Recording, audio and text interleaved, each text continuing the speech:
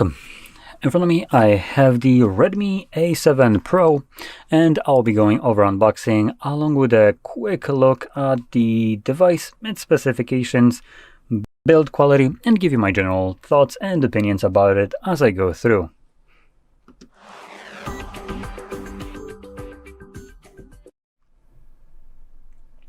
Okay, so let's get straight into this. There's already a little bit of a lie right on the box. For some reason, I will point fingers, Xiaomi, whatever you do stupid shit like this. So they had the audacity to market 8 gigabytes of RAM. So it says RAM, RAM, which is incorrect. It's a blatant lie. So it tells you 4 plus 4 gigabytes extensions extension. That's not how that works. I mean, you can technically have like more usable storage that would be used as RAM, but or used for random access memory, but it's not actual RAM like it's marketed right here, which in this case is just a straight up lie.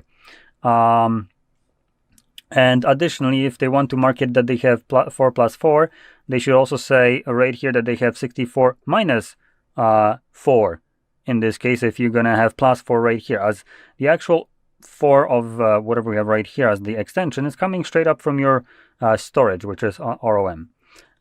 So if you're going to borrow it from somewhere, you get to subtract it from there. But, you know, Xiaomi be doing a, I guess, different kind of math right here. Once we're removing something, doesn't remove anything somehow. In case, let's just pop that open. And inside right here, we get the phone itself with some information about it. I'm just going to ignore it for now. And, well, that's a chunkier phone than I expected. Next, under that, we got the charging cable, Type A to Type C. So nothing out of the ordinary. And we get our crappy little instructions and our energy sticker that European Union mandates, which gets us about 67 hours of battery life. Cool. Just drop that back in here and heat it up to the ground. Now let's take a look at the phone itself. I'm going to try to quickly boot it up, and this will then present us with the display. So what you'll see here in the display department is a 6.9 inches. Nice display with a resolution of 720 by 1600 pixels, LCD IPS display, 120 Hz refresh rate, and a measly 800 nits of brightness. It also boasts 84.3% screen to body ratio and a pixel density of measly 254 pixels per inch. Now, that's the display, and it does have the chunky little chin at the bottom. You can clearly freaking see this thing. It looks like it's late with its release by like several years now, as I haven't seen this kind of chin on a phone for quite a while. So anyway, I can obviously see also that it booted up. We're running Xiaomi HyperOS right here. And then at the back we have what looks to be a single camera setup, though it definitely tries to fake like there are two. And I'm not gonna let that slide. Let me just zoom that right the hell in, so we can take a look at this king scam right here. Are you kidding me? You just had to not put anything right here. You don't need to bullshit people. There is nothing here. This is just, there's only one camera right here, which is the 8 megapixel. This piece of shit does fucking nothing. And I can actually outprove it, but honestly, I don't feel like going to the setup of this. So yeah, this is not a lens, and you can kind of see it when you really look into it. Does this look like a lens to you? Here is my fingernail next to it. This actually does look like it has a lens. And when I turn on the camera and put my finger right here, it's actually going to block something. This blocks nothing. Okay. So, yeah, that's one thing that I just generally dislike about companies trying to, like, you know, release cheap phones and then bullshit their way into trying to make you think you get more than you actually do.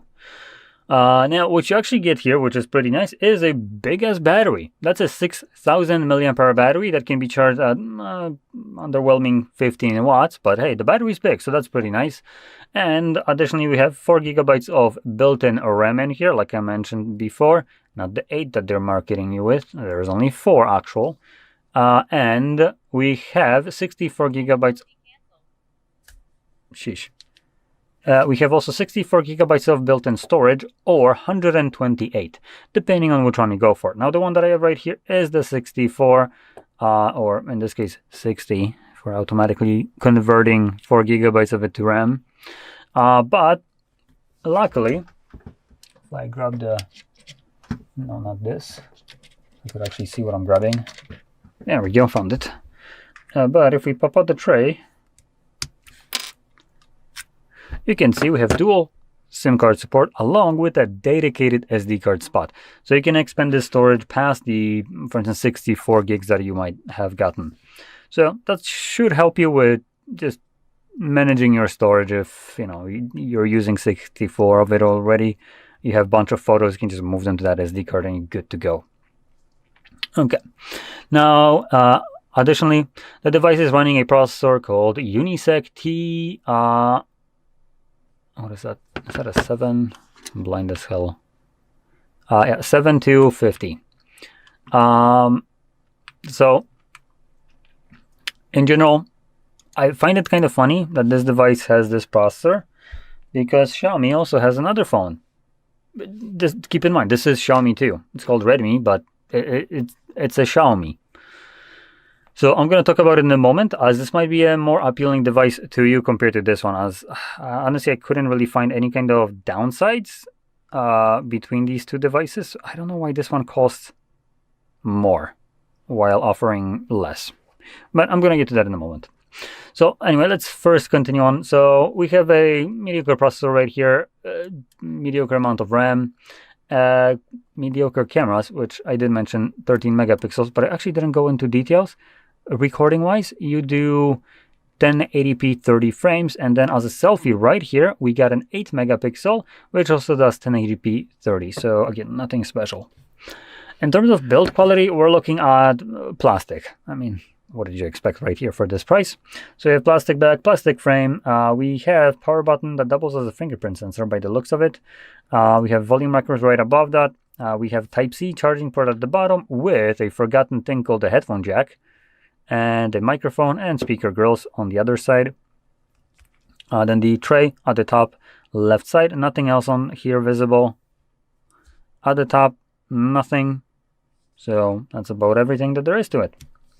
Now, I do want to quickly check. GSM Arena says that this device costs 138 United States dollars.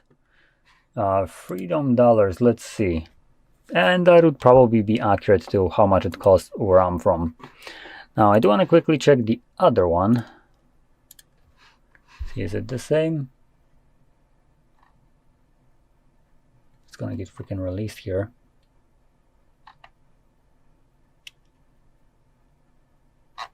Oh, for God's sakes.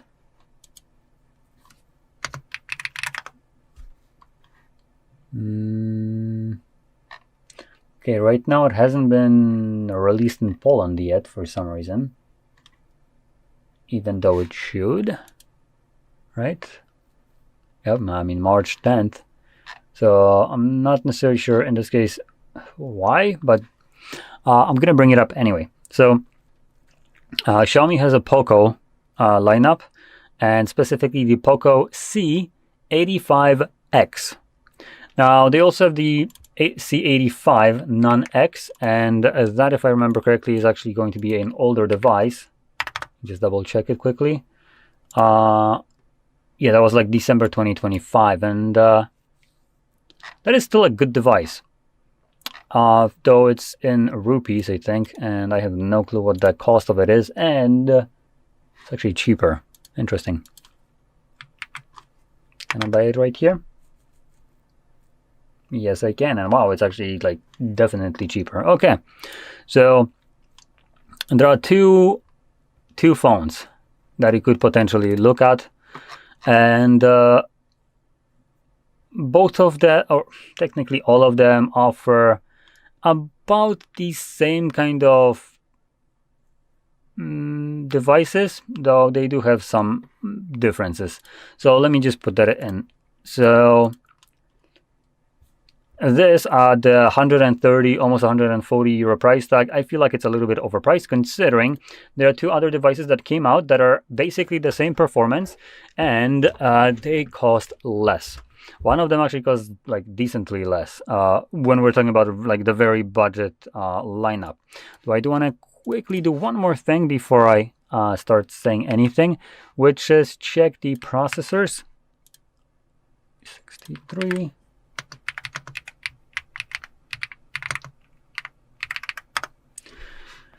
And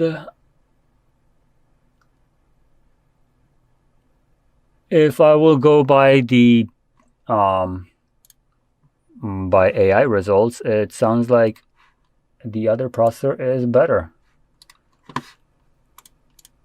Now, I don't have any benchmarks of them, so I'll just assume that AI in this 51% of coin flip is correct.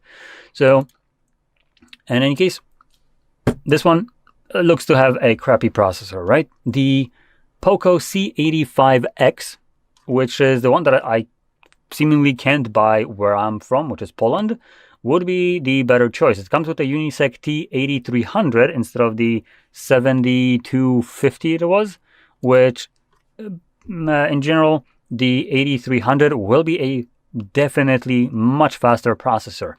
And that being said, this device, the C85X, is a cheaper device that is supposedly based on GSM Arena, costing about 100 euros, so nearly 40 euros less. That is a no small amount when it comes down to these very cheap devices. So that is decent difference. It also comes with, other than that, 4 gigabytes of RAM.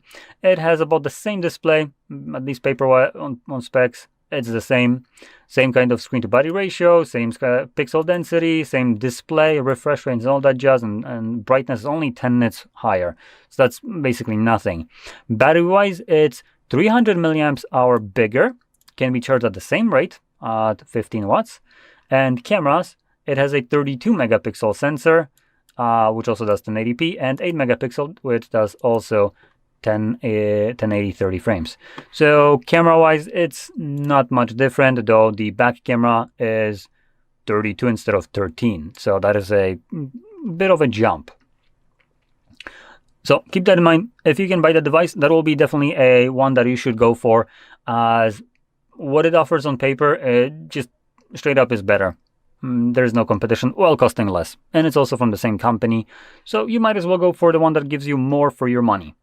Now, option that I can buy here is one that came out the December of 2025, so like 3 months ago, or actually 4 months at this point. And that one also is going to be budget.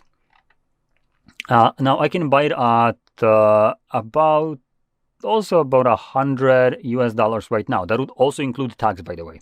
So it's about $100 US with tax, or more like 300, below 400 PLN where I'm from. So with that, you also get the same display. So nothing has changed. Literally, the only difference is it has a 81.3% screen to body ratio versus the 84. So it even got chunkier bezels.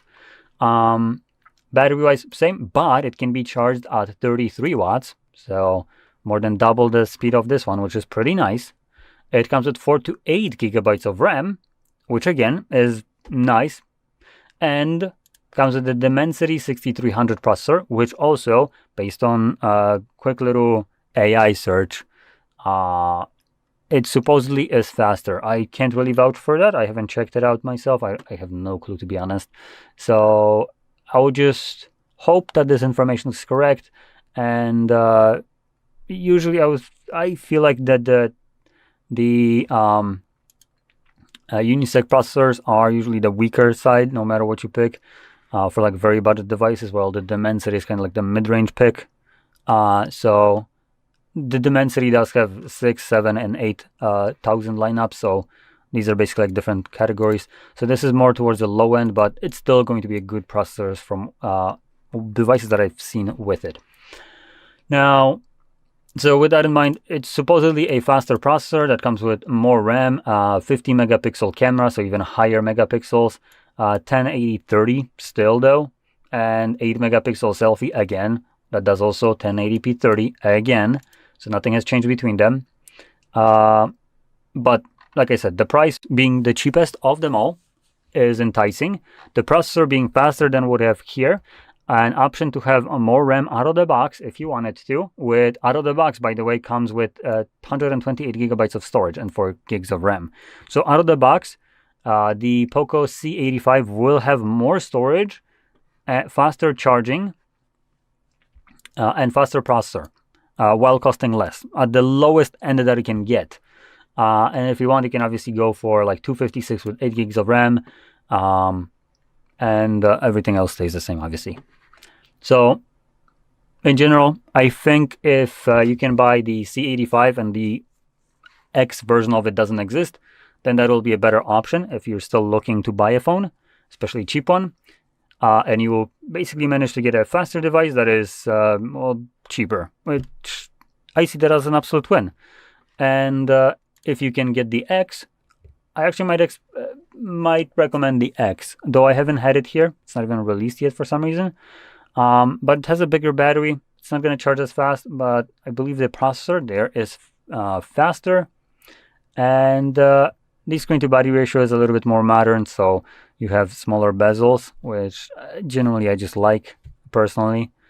And it's going to be a newer device, being released in March, so like 4 months newer, which means 4 months more of life like support for this device compared to the non-X version of it, and also costing about €100, which would be in itself a little bit more expensive than the non-X version of it.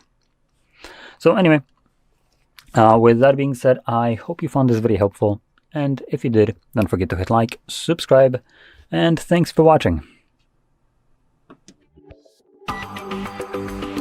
Welcome. In front of me is a Redmi A7 Pro, and today I will show you how we can go through the setup process of this device.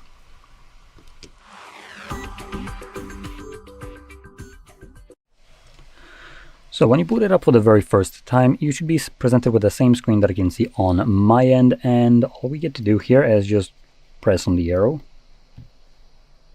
Okay, there we go, it's a little bit slow. And we can then select our desired language from the list. So I'm going to be changing it to English. Regions right here don't actually really matter, as the English is English, no matter which one you select. And region is actually selectable on here. And while we're here, I would maybe recommend selecting it to a region that is part of European Union, like Poland. This could potentially be for no reason, but hey, if it ever works, then that would be freaking fantastic. The idea here is that because European Union is way more consumer friendly opposed to something like US, when they come up with laws, these laws are kind of going in contradiction to what corporations want to achieve, which is the most amount of money squeezed out of you.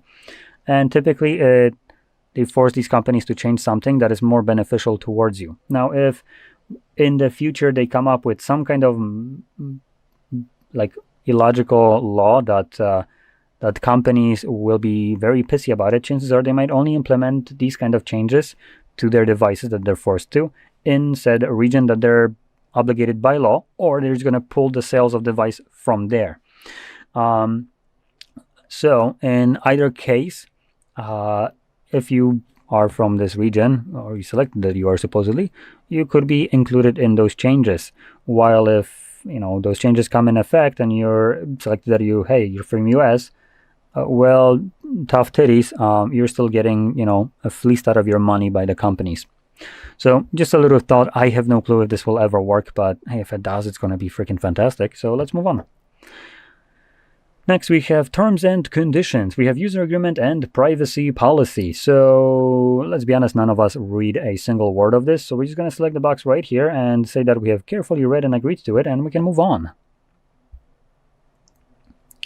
And next thing we are moving on is to setting up using another device. So let me bring up another device, which, there we go, shows up with this on its own.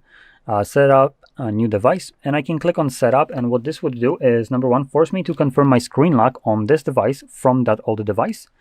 And once I do so, potentially it would also give me that 3 different number kind of thing, that where I need to match it to what the other phone shows.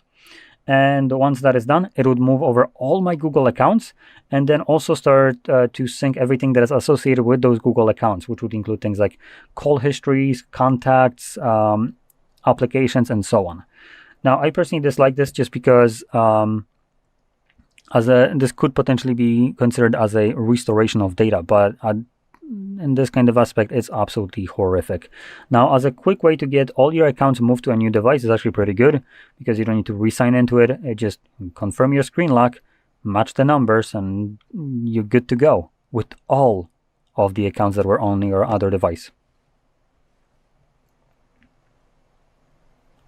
Now, moving to the next page, we have checking for SIM cards. So you can insert your SIM card right now if you want to, or you can ignore this. You don't need a SIM card to do the setup. And on the next page, we also have the ability to connect to Wi-Fi network. Again, this is optional. You don't need to do that if you don't want to. Next, we have screen lock options. So we have under screen or only screen lock, we have 3 different options: pattern, PIN, password. And you will need one of these if you want to use biometrics, fingerprint or face recognition. Reason for that is if, or maybe not if, both of these being biometrics, they are not 100% reliable. So in the times where they fail you, and like you won't be able to unlock your device multiple times, it will just, after a couple tries, just refuses to check again for it. Hey, you put your fingerprint 5 times in here, well, no more for you, unlock it a different way. Same thing goes for a face unlock, it does the same thing. So if you got a tiny little blemish or your finger in your face, you would be kind of shut out of luck. So that would leave you with the PIN, pattern, or password, which doesn't care about your tiny little blemishes. Now, I would recommend selecting at least some protection right here, PIN, pattern, or password, just because this device will be holding your personal information, and in case you would ever unfortunately lose this device, it would be beneficial if whoever finds this doesn't have an easy access to it.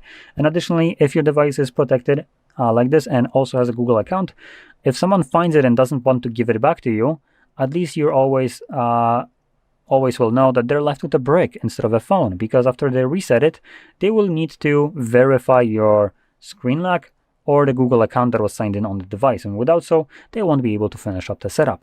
So at least if they never given back your device, you can have that satisfaction that it's not like they will be able to use it. So yeah, now I'll be skipping this just because this is a work phone. And in case, next we have Google services, and we have several different ones. I'm gonna try to go quickly through this, but basically this is all bullshit right here. And going very quickly over this, location, use location. If you turn it off, it doesn't actually prevent your device from being located. It just prevents applications from being able to access services such as your device's location. Let's see, where is it? So it's right here. Accuracy uses information about wireless signals such as Wi-Fi, access points, mobile network, and GPS towers, or GPS. So that's basically what it will use, and it only prevents applications and services from accessing it. That's about it. It doesn't really touch upon anything else. So it doesn't actually prevent the device from being unlocatable. It just prevents applications and services from using those services. Next, allow scanning, which gets automatically turned off along with location. So allow scanning allows apps and services as well to scan for Wi-Fi networks and nearby devices at any time, even when Wi-Fi or Bluetooth is turned off, which basically means that your Wi-Fi and Bluetooth is never off, even when you did turn it off. And again, it only prevents applications from using it, and it doesn't prevent other devices scanning for you. So again, that kind of goes again with the using location. And your device is being located regardless if you want it or not. Last thing is send user and diagnostic data. Now this is just basically data sharing with Google so they can monetize the shit out of it, sell your personal information, and make profit off of it, which you will never see. But what you will see is that Google apparently made another record profit year, and miraculously their phones and every phone starts to cost even more. It's magical how that happens. Obviously, you're going to turn that off because you're not benefiting from this at all. The bullshit way that help improve Android devices and shit like this means absolutely nothing, because this is very non-descriptive. They may or may not ever do anything with it, and let's be honest, you shouldn't need to share it. It's in their best interest to improve their devices on their own terms, investing their own money that they made from stealing your data, so you can be incentivized to buy the next one. So no data is needed here. Turn that shit off. And last and most annoyingly is the install updates and apps. This is just a straight up kind of like, what is it, blackmail or anything? I don't know how to classify this. But basically you're forced to agree to it even if you don't want to, if you ever want to use this device. So by continuing, you agree to the device may also automatically download and install updates and apps from Google.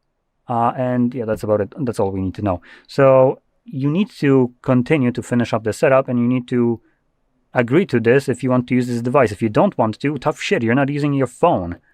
And this isn't such a big problem at its surface as probably you think, but it actually is, because this allows Google to change the terms of purchase in your system after you have purchased it. So one of the things that Google wanted to do, and they still seemingly will do to some extent, is changing how your device, what your device can install and from where. So originally in 2025 at the end, they wanted to block users from being just able to install applications from outside of Play Store altogether. Because they're thinking about you so much. There are so many viruses out there that they're just protecting you by completely removing the freedom for you to do what you want on your own device. And that would have been forced upon you. It wasn't an option. It was like, you're getting this, shut the fuck up and stay in your lane. We say you have it, you have it. You have nothing to say. You don't fucking like it, move out. That's basically kind of the logic of Google. Now, because of the massive backlash, they just kind of went back on it at the beginning of 2026, saying that, oh, okay, we hear ya, it's not the best idea, whatever, blah, blah, blah. We suck cocks, and we're not going to do it. And a couple months later, we're actually going to do it, suckers. You fell for that. And again, massive backlash. And now they're again like, oh, you know what? We somehow found a way to allow you to install applications while still protecting you, like we didn't know that antiviruses exist, and blah, blah, blah. And let's be honest, at this point, I'm pretty sure they're going to try to change it at the end and hope that none of us realize this closer to the end of the year where this is supposed to take effect. So simple terms here. Probably delete OTA update services, which is a background process which you can download an application to view those background processes, and get rid of that shit. Now, it is also responsible for installing security patches, but to be fair, I consider this a massive vulnerability to my device that some corporation can change the terms of purchase after I have made a purchase. So that in itself is already kind of a malware to me. So yeah, that's kind of one thing. And if you're looking for an example, just check out Samsung smart fridges. That was one of the things that happened that basically uses the same kind of principle to basically change the terms of purchase afterwards. For people that purchase a $3,000 fridge with a screen on it, that then Samsung decided you're going to be getting ads on it year into your purchase. And you have nothing to say. So anyway, let's move on. Getting your phone ready. And gets us some basic settings. Now these are from Xiaomi, so they might repeat as we have location again, automatic system updates, and so on. Now, the only thing that I want to point your attention to here is the personalized ads, which I do want to condemn this as well, because Xiaomi here is trying to, again, make profit off of you and of your data. And on top of that, they have the audacity to take Android design and kind of try to do the reverse psychology on it, so you're tricked. Which, if you turn something off, like this piece of shit, it brings up an pop-up right here. Now, typically, I don't need to read to know what I need to do in this, which is I press on the blue button to confirm my action. It turned it back on. Because these cunts basically flipped it over for reverse psychology purposes for me to turn it off here. And I do want you to turn it off. And also, this is the only toggle that will bring up this window. Nothing else does this, only this trash. So anyway, let's move on. Next we have parental control.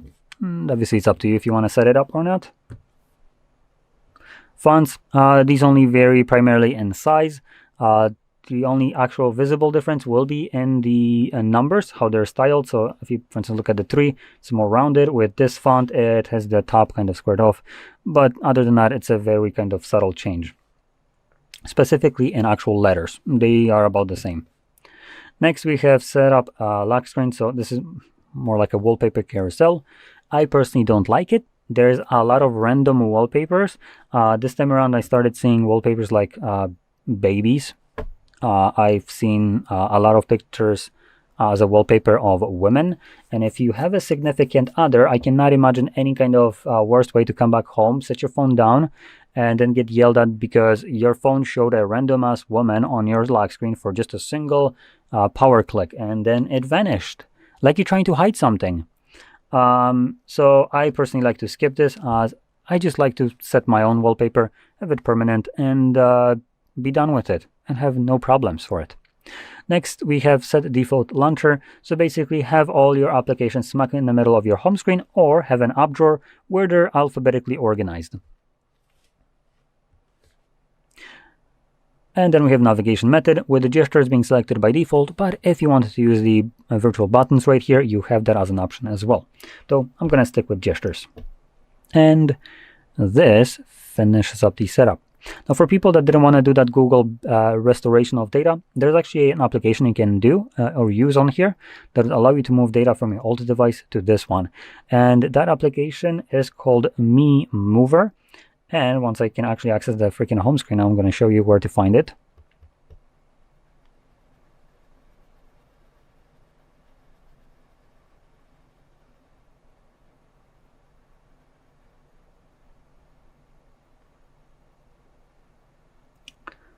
By all means, take your time.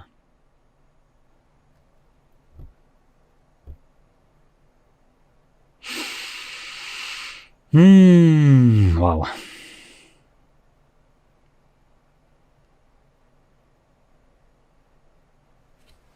You know what? While this is doing nothing, I'm just going to take a sip of something to drink.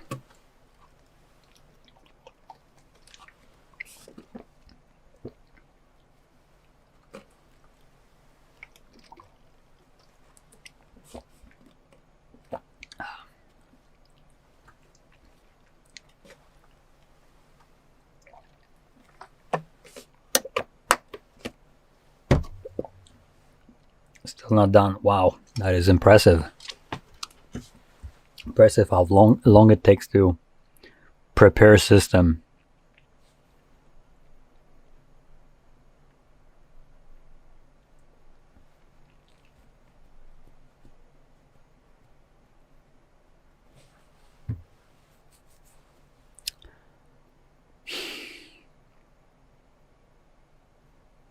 Wow, finally. Jesus, that was a while. There we go.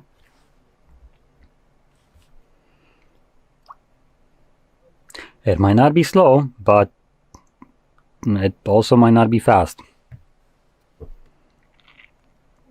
Anyway, so in here you're gonna navigate to System Apps, and you will find the Me Mover application. This one will be an application that you will also need to download on your old device if it's not a Xiaomi device. If it is, it's already there. And this will allow you to basically select that your new device is your new device, and then on the old one it's old, and allow you then to connect these two devices together and move over all the data from that old device to this one, regardless of where that data originated from, how much of it is, and so on, which basically kind of fixes all the shortcomings of the Google backup and restoration. So anyway, if you found this video helpful, don't forget to hit like, subscribe, and thanks for watching. Good morning guys, today you've got here Redmi A7 Pro, and let me show you how to change video resolution.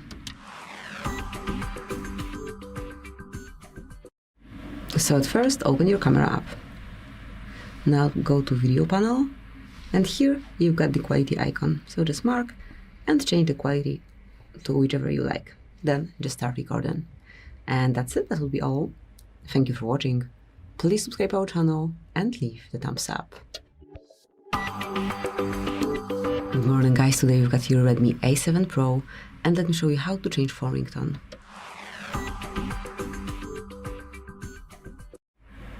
So at first enroll the settings, then find and select sound and vibration. Here go to ringtone and pick the tune that you like the most. And once it is selected, it is also applied, as you can see. So that would be all. Thank you for watching. Please subscribe our channel and leave the thumbs up. Good morning guys, in front of me is Redmi A7 Pro and let me show you how to remove fingerprint.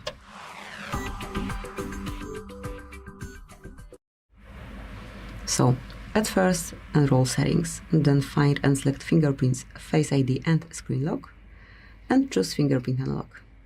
To open it, draw your unlock pattern and now mark the fingerprint that you want to remove, select remove fingerprint and tap on OK. So that's it, that will be all. Thank you for watching. Please subscribe our channel and leave the thumbs up. Good morning guys, and in front of me is Redmi A7 Pro and let me show you how to reset camera settings. So at first open your camera app. Now enroll more options, go to settings, choose general and now go to other settings. Here you will notice restore default settings and if you truly want to go back to default camera values, mark OK. And that's it, now you can customize your camera from scratch. Thank you for watching, please subscribe our channel and leave the thumbs up. Good morning guys, in front of me is Redmi A7 Pro and let me show you how to activate battery percentage.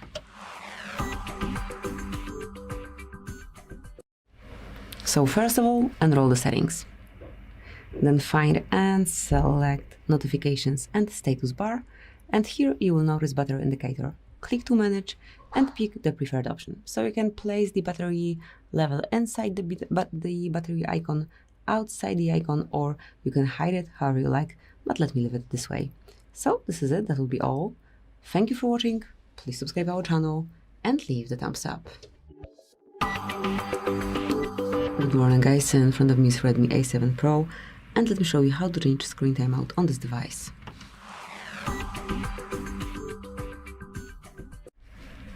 So at first let's enroll the settings, then find and select lock screen and here at the top of the list you will notice sleep, so just mark and now pick the period of time after which you want your display to fall asleep.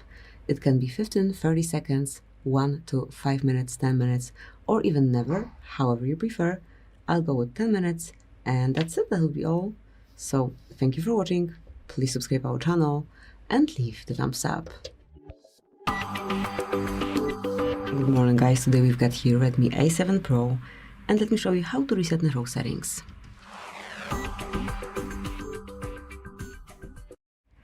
So first of all, enroll the settings, then find and select more connectivity options. Here scroll down and you will notice reset Wi-Fi, mobile networks and Bluetooth. So if you want to do it, just mark. And now if you truly want to get rid of all network settings, including obviously those for Wi-Fi, mobile data and Bluetooth, just mark reset settings. Try an unlock pattern then. And that's it, that will be all. So thank you for watching, please subscribe our channel and leave the thumbs up. Hello everyone, and in front of me is Redmi A7 Pro and let me show you how to update apps.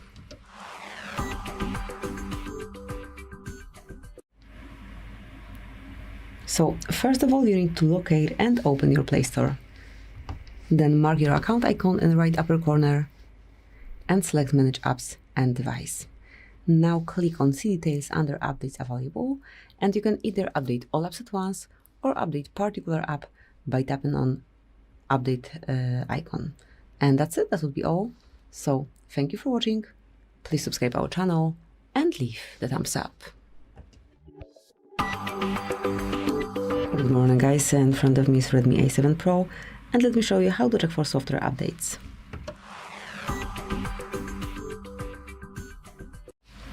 So at first let's open the settings.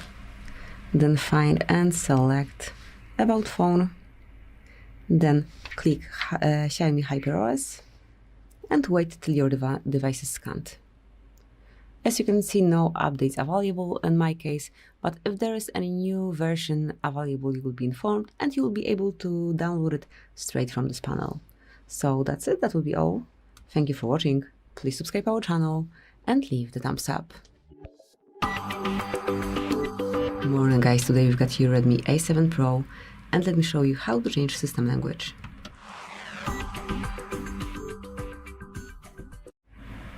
So first of all, enroll the settings, then scroll down and select additional settings. Now go to languages and input, choose languages at the top of the list and pick the one that you want to apply. Wait a couple of seconds and as you can see it is already set. Once you go back you can see that your device is in selected language. Obviously you can change it, you can switch it whenever you want. Thank you for watching, please subscribe our channel and leave the thumbs up. Good morning guys, in front of me is Redmi A7 Pro and let me show you how to boot demo mode.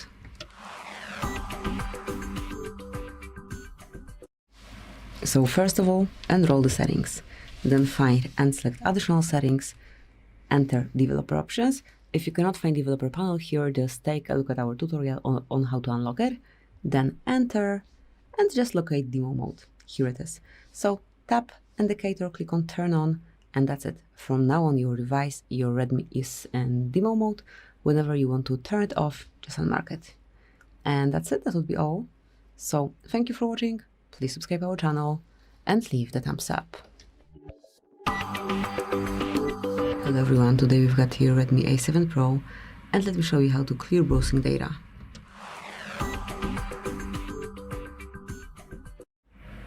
So at first open the browser that you are using, then mark more icon and select the browsing data.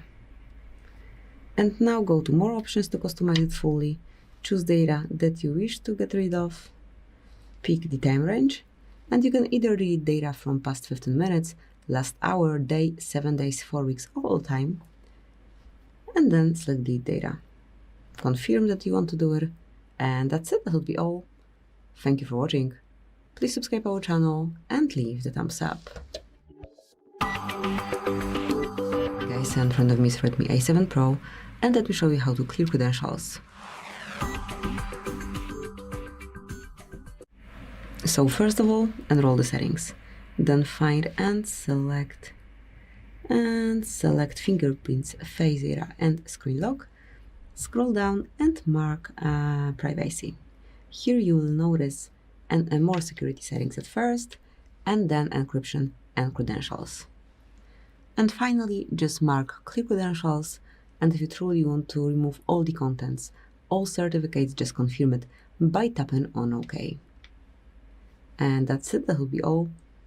Thank you for watching, please subscribe our channel and leave the thumbs up. Good morning guys, today we've got here Redmi A7 Pro and let me show you how to apply dark theme.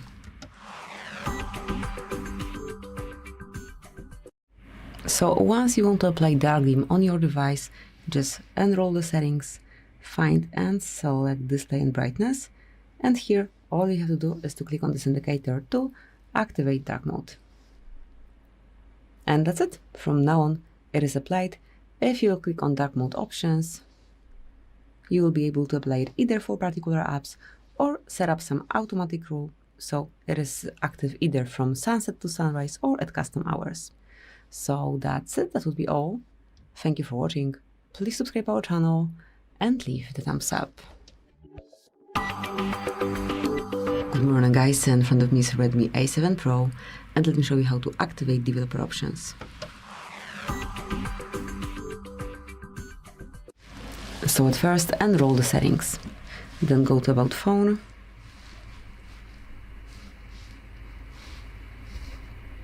and here you will notice OS version. Tap on it 7 times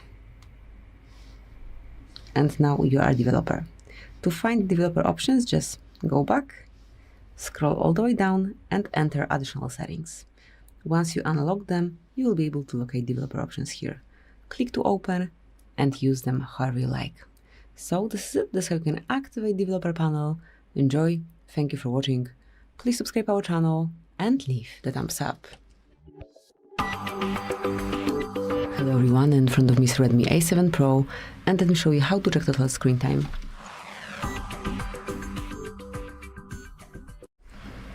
So first of all, you have to open the settings. Then find and select digital well-being and parental controls. Here we've got it.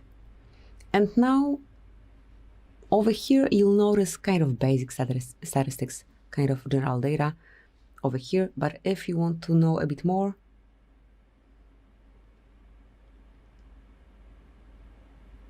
just mark the middle of the square, the middle of the screen, and here you've got the detailed info. So, not sure why it's in Russian, but this is how it works. Thank you for watching. Please subscribe our channel and leave the thumbs up. Hello everyone, in front of me is Redmi A7 Pro, and let me show you how to activate and use camera timer.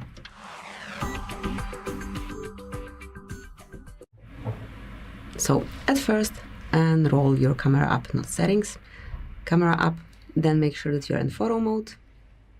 Now enroll more options, and here you will notice timer. Just mark it here, and now apply 3, 5 or 10 seconds. Grab a photo with selected delay now. So you will be able to see the countdown, also to hear it if only your sound is active, and that's it. To turn the timer off, just enroll. And more options, select timer and pick this first icon here. So that's it, that would be all. Thank you for watching. Please subscribe our channel and leave the thumbs up. Good morning guys, in front of me is Redmi A7 Pro, and let me show you how to remove Google account from this device.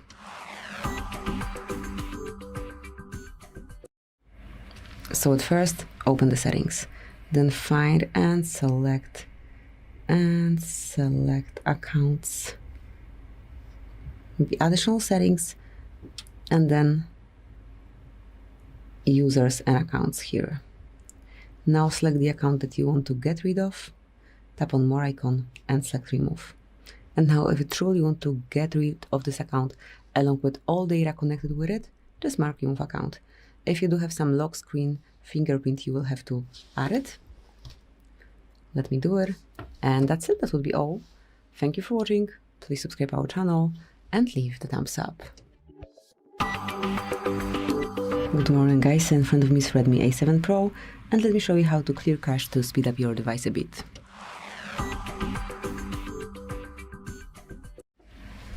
So at first, enroll the settings. Then find and select apps.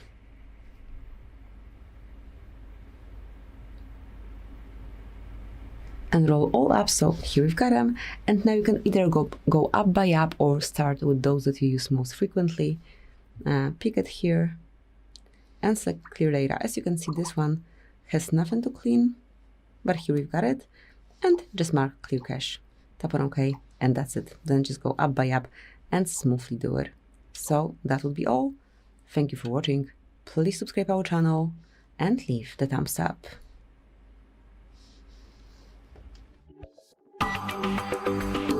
Good morning guys, in front of me is Redmi A7 Pro, and let me show you how to activate Google Backup. So at first, enroll the settings, then find and select About Phone at the top of the list, scroll down and mark Backup and Restore. Here under Google, mark Backup, and if you are already signed in with your account, just mark Turn On. And if you don't, you will have to add your email address or phone number, whatever is connected with your account, along with the password, obviously. Then mark what would you like to backup. In my case, it's everything. So photos and videos, along with other device data. Mark Confirm. And that's it. From now on, Google Backup is active. Thank you for watching. Please subscribe our channel and leave the thumbs up. Good morning guys, in front of me is Redmi A7 Pro, and let me show you how to locate IMEI number assigned to this device.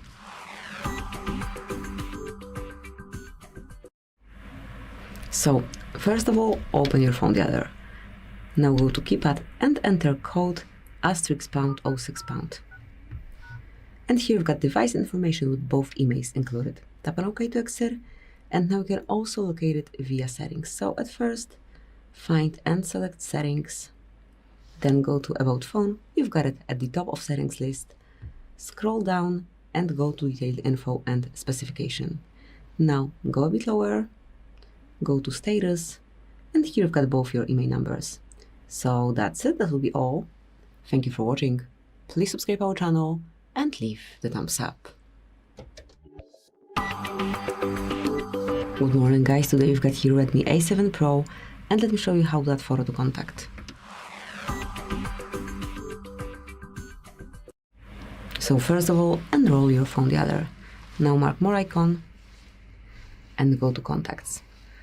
Now you have to pick the contact that you want to personalize, that you want to add this profile picture to. Select edit and now mark plus icon. And you can either grab a photo via camera right now, you can pick something from your own gallery, from Google Photos, you can add some monogram or illustration. Then obviously you can customize it, you can add some preset or cut it however you like. Then just mark save and that's it. So that's how you can add profile picture to contact. Thank you for watching, please subscribe our channel and leave the thumbs up. Good morning guys, in front of me is Redmi A7 Pro, and let me show you how to check serial number assigned to this device. So at first, open your phone dialer. Now enter code *##06#, and here you've got device information with serial number at the bottom of the list. So this is the first method. Tap on OK to exit, but you can also locate serial number via settings.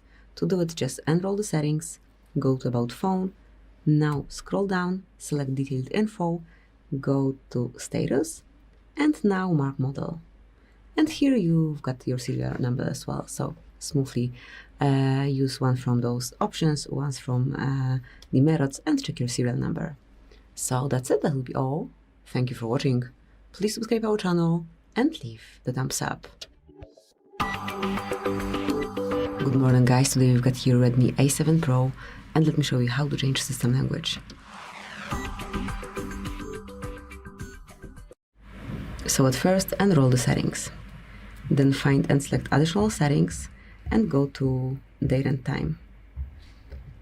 Now you need to switch off automatic date and time over here, smoothly tap to turn it off and then select it manually from the list. So at first, let's set up date, we can go back in time to 2015 for example, and then let's switch the hour as well. So that's it, that will be all. Then whenever you want to go back to automatic setup, just mark this indicator. As you can see, this panel also allows you to switch the time zone, so you can turn off automatic time zone and then choose it from the list here.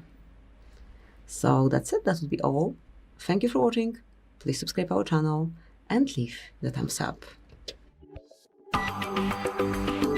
Good morning guys, today we've got here Redmi A7 Pro, and let me show you how to change keyboard language on this device.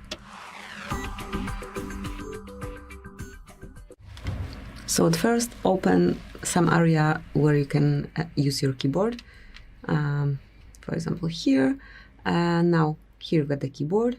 To change it, just mark on settings icon, select languages, and now mark at keyboard. You can either slide till you find the preferred language or enter it here. Tap on done. Or let me just switch the keyboard layout, because here you can also switch the layout. I'll go with this one, tap on done. Meanwhile, you can remove unnecessary languages, go back, and as you can see now with this keyboard icon, you can switch between languages. So that's it, that will be all. Thank you for watching. Please subscribe our channel and leave the thumbs up. Good morning guys, in front of me is Redmi A7 Pro, and let me show you how to change wallpaper.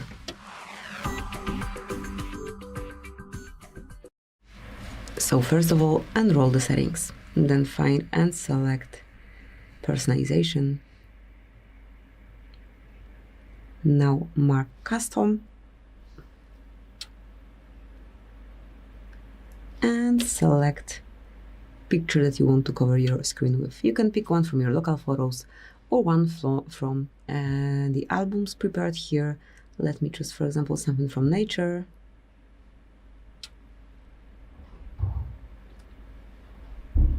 Maybe this one. Then you can also switch lock screen the same way. Let me apply this one, and if you like it, just mark apply. Confirm that it's all okay, and that's it. As you can see, from now on, it is switched, it is changed. So that will be all. Thank you for watching. Please subscribe our channel and leave the thumbs up. Good morning guys, in front of me is Redmi A7 Pro, and let me show you how to do the fingerprint. So first of all, enroll the settings, then find and select fingerprints, face data and screen lock, and click on fingerprint unlock. Now you need to set some backup to your fingerprint. It can be pattern, PIN code or the password. Important is to remember this pattern or PIN code, whatever you said, because otherwise you will have to reset your device and you will lose all its data. So enter the pattern twice, tap on confirm, and now you will be able to enter your fingerprint. So the fingerprint sensor is located on your power button. Grab your phone as you usually do it and keep tapping with your fingerprint till it's fully added. So lift your finger up, place it on the sensor and repeat till it's fully added. You will be informed on the screen.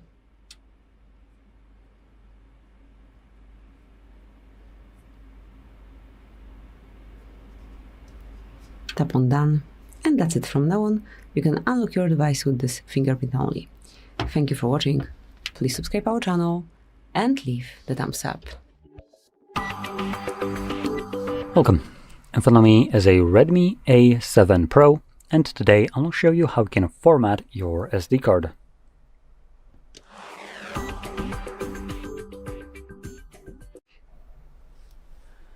So to get started, you will want to open up your settings. In here, navigate to, I think counterintuitively the option will be in About Phone. Let's check it. Storage. And yep, I was correct. So in here you want to scroll down and you will find Samsung SD card. Now this is for me saying Samsung because that's the brand of the SD card that I'm using. For you it might say something else, but in any case you will see that under that we have the storage of the card and we have a couple options including format SD card. Let's click on that. It gives you a quick message. Formatting will erase existing content on the SD card. To avoid losing content, back it up to another SD card or device. Now I have literally nothing here, so I don't really care to back it up, but in your case you might want to. And anyway, from there you just select format SD card. It will begin formatting it, and it's a very quick process. Should be right about done. There we go. So click on done, and that's it. It's ready to go again, and that's it. So if you found this very helpful, don't forget to hit like, subscribe, and thanks for watching. Welcome. In front of me is a Redmi A7 Pro, and today I'll show you how you can insert SIM and SD card into this device.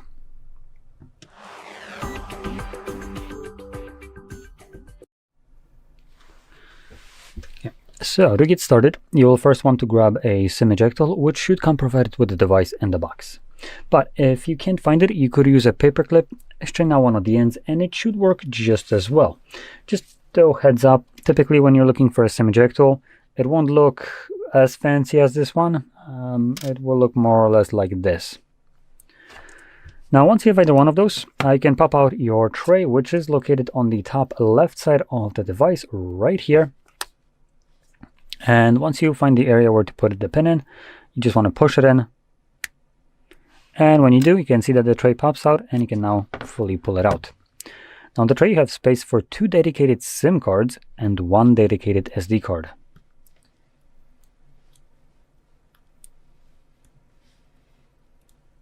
So place the cards on the tray.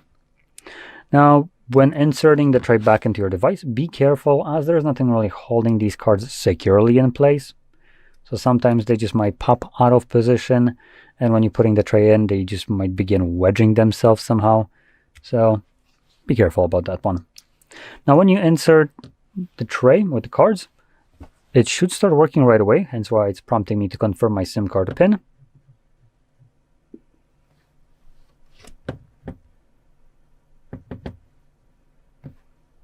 Come on. Hello, phone, please, please, please, please. Jesus. There we go. So, card's unlocked, and now we also got a notification about our SD card. So it's also detecting that. So that's basically everything. Now, if you found this very helpful, don't forget to hit like, subscribe, and thanks for watching. Welcome.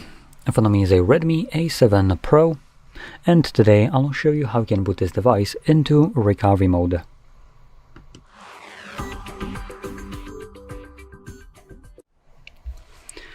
So, to get started, you will want to turn off your device by holding power button and volume up, which will bring down your boot options, and here just swipe up to turn it off. Now, once you do so, give it solid like 5 to 10 seconds of time, just so the device has enough time to basically fully shut off. And from there, we're going to hold power button and volume up at the same time.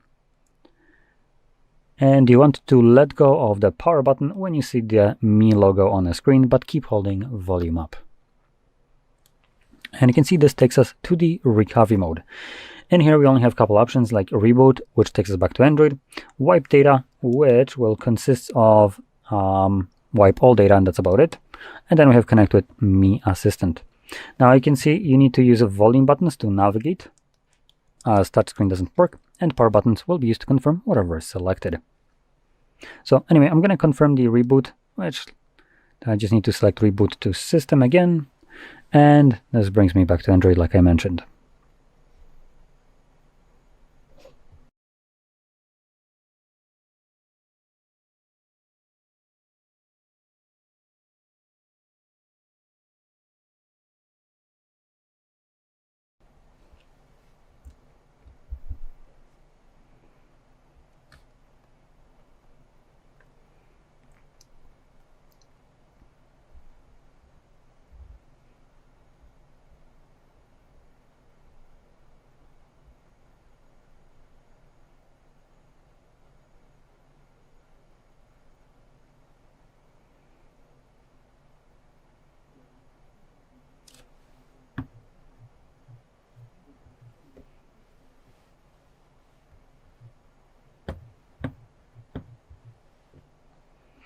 And you can see we're now back in Android.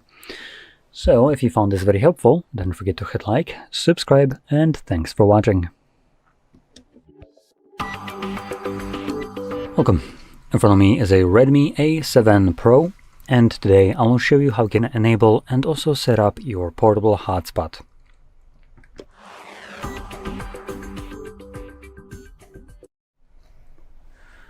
So, to get started, you will want to swipe down from the top of your screen, and you want to do that twice. This will extend the list of visible toggles, and then on hopefully one of the pages you can find your hotspot toggle. Now I already know that for me this isn't the case, so I will need to add it. Now if you're in the same boat, then swipe to the last page of the toggles, and the last toggle will be edit. Click on it, and then find your hotspot toggle somewhere in this area where you have the grayer background. These are all the toggles you can add in addition to the ones that we seen at the start. So once you find your hotspot toggle, hold it. It will vibrate, or the phone meaning, and now you can just drag it over to the top, drop it, click on done, and it should be added somewhere.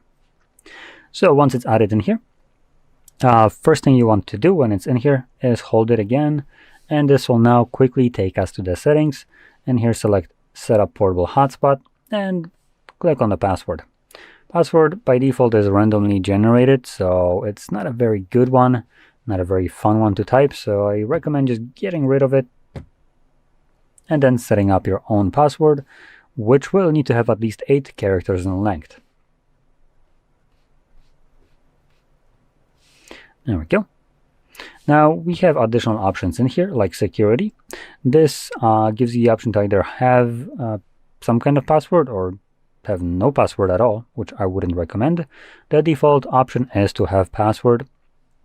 Next we have device identification, just a hotspot, so keep it as it is, and then hide SSID. I also recommend keeping that off, as if you choose to hide it, it would require you to type in the hotspot name and the password in another device that you would be trying to connect to this with. So to give you a little bit of an example how this would look like normally, is when you open up your Wi-Fi list, you would have to scroll all the way to the bottom, select add network, and then fill out the network name and the password. And assuming you type in everything correctly, it would connect. But it would never show up in the list like right here, as you'd typically be looking for it. Come on, phone. There we go. So even when I enable it with the SSID being hidden, it wouldn't be showing up here. So I prefer to keep that off.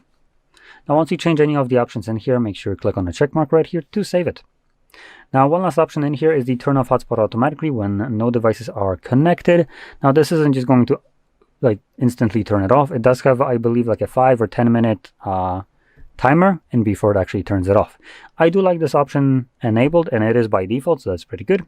And the reason for that is when I typically would use a hotspot, when I'm done using it, I just kind of stop using it and forget that it was enabled on my phone.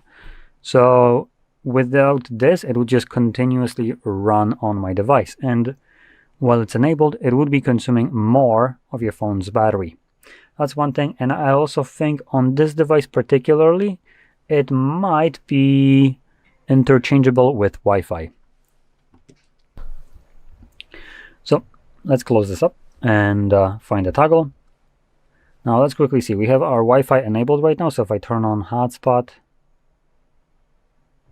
okay, never mind. It doesn't turn off Wi-Fi, so that's nice. So right now it's enabled and I can connect to it. And once I'm done, I don't need to wait for it to disconnect. I can also just click on this toggle on myself to turn it off. So anyway, that's about it. Now, if you found this very helpful, don't forget to hit like, subscribe, and thanks for watching. Welcome. In front of me is a Redmi A7 Pro, and today I'll show you how you can enable and set up your Do Not Disturb mode.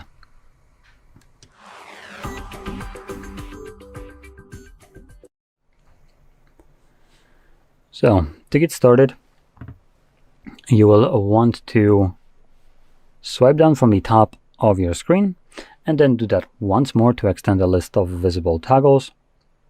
Somewhere in here, we should have our Do Not Disturb mode, but if you don't see it, well, like me, swipe to the last page and last toggle will be Edit. Click on it, and somewhere in here we should then have our Do Not Disturb mode. For me it is right over here. Now it's labeled DND, short for Do Not Disturb mode. And in any case, once you see it in here, you want to hold it. It will vibrate, and now you can drag it. So when you can drag it above right here where you have this kind of gray background, so drag it to the white one and drop it. Click on done, and this toggle will stay added. So now that it's in here, again we're going to hold it once more, at least the first time around, as this takes us to the settings where we can customize how the mode will function. So first thing, we have the turn on and off. Next we have when device is locked, meaning that even when you turn it on, this is toggled on as well, this mode would only run when you're not using your device. If you are using it, it would act as though it's turned off. Next we have notify about calls. So you'll get notifications about anyone trying to reach you, contacts or people that are saved to your contacts list trying to reach you, your favorite contacts trying to reach you, or no one. Now there's additional caveats to any of these options. If you have this selected, if someone calls you twice within a 15-minute period, which usually I would say it classifies under like an emergency, they will bypass whatever you have selected right here. So you would get notified about it regardless what you selected. Now, one last option is the schedule turn on time. And in here, I like to actually select a schedule that runs for a single minute as a safety measure if I ever forget to turn it off, as there's no way to set what will happen when you turn it on. Some other devices give you the option to have it run for a specific period of time until you turn it off, or ask every time. Here we don't have this, so I personally like to select a timer for this, or schedule, and name doesn't matter. Start time, that will matter, as turning it on and off does have a little bit of a noise, so just to demonstrate it. That probably wasn't too audible, so let me just... There we go. So every time it turns off, you would have that noise. So make sure it's not running sometimes where this would be distracting to you, maybe like in the middle of the night. So I like to select something like 10, and then end time I would make 10:01. So it would run only for a single minute, and then every day of the week. So with that in mind, this gives me a little bit of safety in case I forget to turn it off. Additionally, you can add multiple different schedules and have those set up in a way that you wanted to just automate the do not disturb mode for you. But I will select only this one and continue on with like a manual logic. So anyway, we can now close this up, and whenever you want to manually turn it on, you would find this toggle and you just tap on it, and it tells you that it's enabled. And once you're done with it, you need to go back in here and click on it again to turn it off. But because the way I set it up, even when I forget about it, at 10 p.m., my phone would attempt to turn it on, but if it's already enabled, like right now, at 10 p.m., it wouldn't do really much. It's already on, so it can't turn it on twice. So it would continue being on. A minute later, it would turn it off because the schedule demands that. So it gives me that nice safety measure that when I forget about it, it gets turned off by the device. So in any case, I hope you found this very helpful, and if you did, don't forget to hit like, subscribe, and thanks for watching. Welcome. In front of me is a Redmi A7 Pro, and today I will show you how you can capture a screenshot on this device.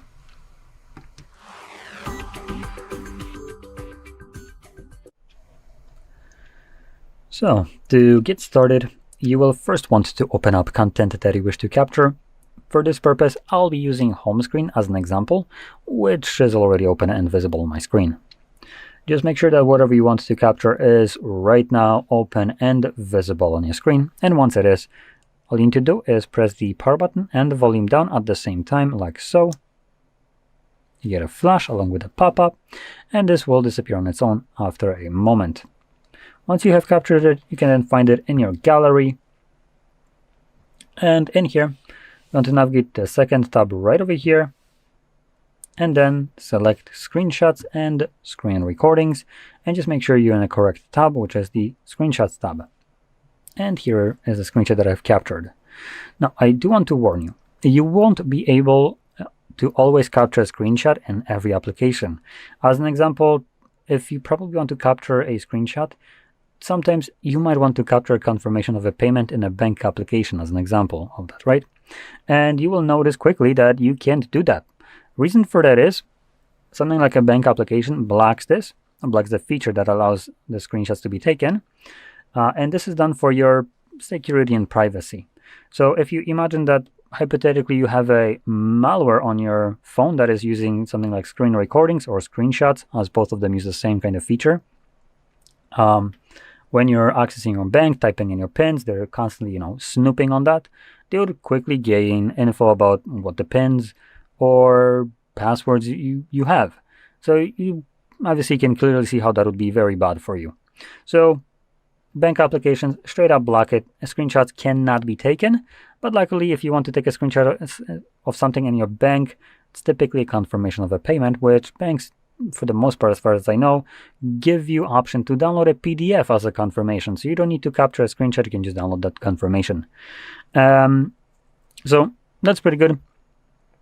Now, where this kind of falls apart is when you take a look at BS crap, like for instance Spotify or Netflix or any other streaming platform. And these basically make it your job, apparently, to protect them from piracy on your own device while you're paying them and have never even been asked nor consented to do this. Now, I find this to be absolutely disgusting, and also when you're paying for shit like Netflix, you're in your goddamn right to be able to capture screenshots or screen recordings. You're not breaking law by doing so, and you couldn't give two shits less about, well, Netflix caring about piracy. It's not your problem.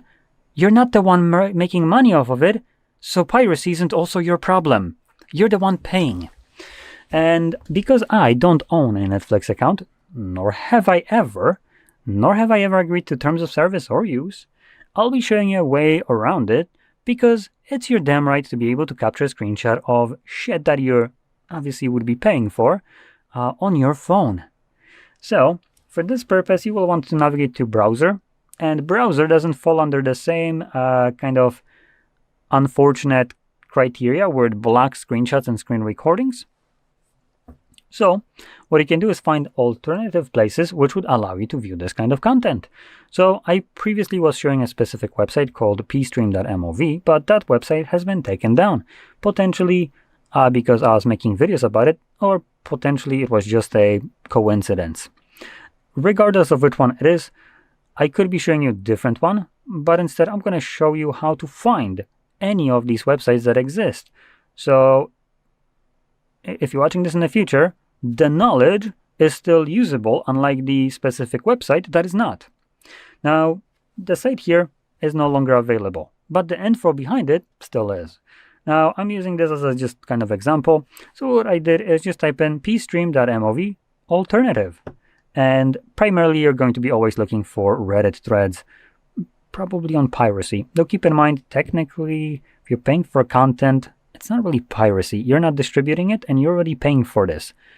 So, you know, it's fine. So if I navigate here, you'll see that there are a couple links there. Give it a second. It takes a moment to load. There we go.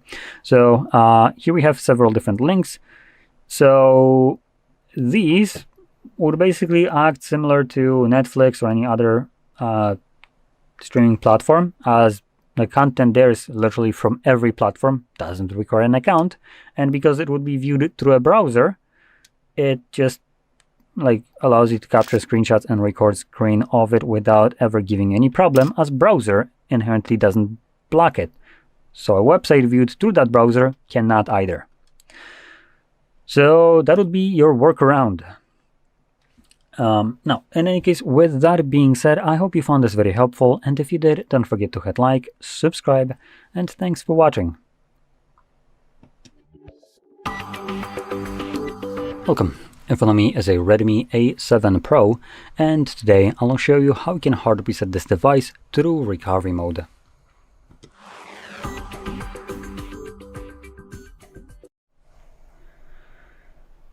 So, before I get started, I want to quickly mention that you can do this kind of reset in order to get rid of a screen lock that you might have set that you don't know. And in addition, this will also delete all the data that is stored on your phone. So if you have anything there that you'd like to back up, do so. Now, I do want to quickly mention, if you can't really access your device because of a screen lock, you won't really be able to back up your data, but what you could technically do is log into the same account that is signed in on this device on your computer. So go to something like Google Drive, sign in with the same Google account, and in there you can check what kind of data has been backed up from this phone. As if we go in here quickly, damn it. And here to backup and restore and select backup, you can see that Google okay, never mind. Typically you would see two different options in here. I'm not sure why they're not visible. and it's not because I'm not signed in. But you will see photos and videos and also other device data. So typically they will have a check mark right there. If they do, that means that they're being synced to the Google Cloud. And if they are being synced, you will be obviously able to find your photos and videos on the Google Drive there. So you don't need to access your phone. It's probably already the more important things are backed up, like your contacts and photos, videos, and so on. Now, if they're not, there's not much you can do, to be completely honest. In any case, moving on with the reset, if you have a screen lock, I'm just going to proceed from the lock screen. Although I don't have one here, it doesn't really change at all. So you want to basically press power button and volume up, and then swipe up to turn off your device. Give it like solid 5 to 10 seconds after the screen turns black, just so you're certain that the phone turned off. And from there, hold power button and volume up again. Don't hold it for much longer. And let go of just the power button when you see the Mi logo. Now keep holding volume up till you have the recovery mode visible, which is this mode right here. Now from here, using volume buttons either up or down, you can navigate up or down. So I'm going to start pressing volume down to select wipe data. Once it's selected, I'm going to confirm it with the power button. Then select wipe all data and confirm. And this begins resetting all the data. And here it only gets like 7% or something like that. Maybe a little bit more. There we go. So we got like 11. So once it's finished, it's going to give you this message, data wipe successfully. So we're going to press power button, power button, power button, and this will reboot the device and continue resetting it in the background. Now this isn't the fastest device, so be prepared for like a minute or actually 2 minutes or so for this to finish up. And when it's completed, we will then be presented with Android setup screen. So I'll be back once that is visible for me.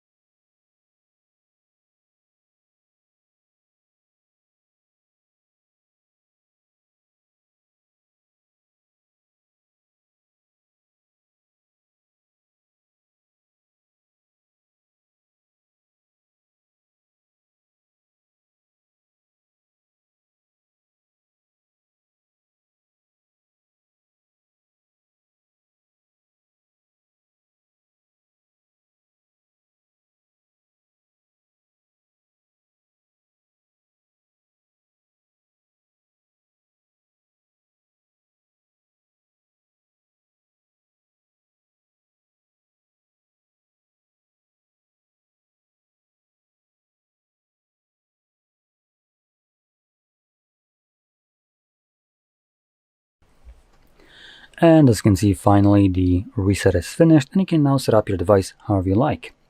So, if you found this very helpful, don't forget to hit like, subscribe, and thanks for watching. Welcome. In front of me is a Redmi A7 Pro, and today I will show you how you can enable power saving mode on this device.